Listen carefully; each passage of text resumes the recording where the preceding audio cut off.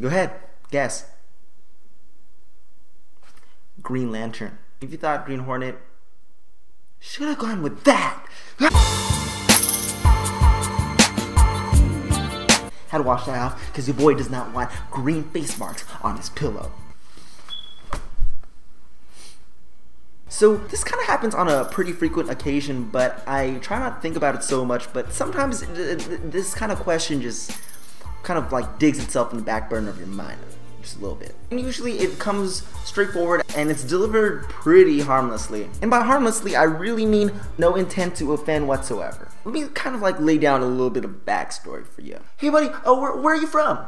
And so at first, minding my own business, I just hear this question and I automatically kind of react like,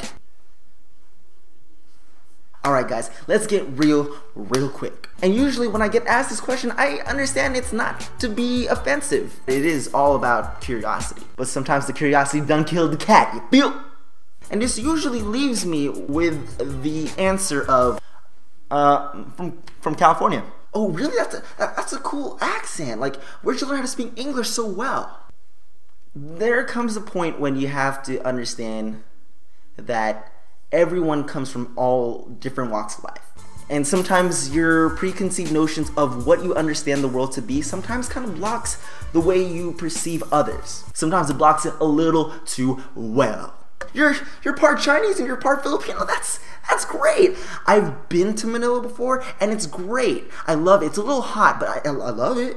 And if you're on the receiving end of the question, I understand that you're probably wondering, like, what does that have to do with who you think I am? Ultimately, it doesn't. Sometimes it's just about getting to know you, and that's a weird way of doing it, but that's sometimes the intention behind that. Because that's one heck of an icebreaker to start asking someone. Speaking from experience, it does kind of alienate you in a box that makes you feel like as if you don't fully encapsulate the identity of what people think an American should be. And when you get questions like this, it kind of detracts from the whole identity that you're trying to establish for yourself. Does it matter where anyone's from? Just because someone talks a certain way or thinks a certain way, does it really matter that you have to really figure out the origin story of who that person is? So the best part of being an American as a collective is that everyone comes from all different angles of the spectrum. And sometimes that spectrum is definitely not going to agree with one another, but you have to be able to coincide and be able to cooperate with one another.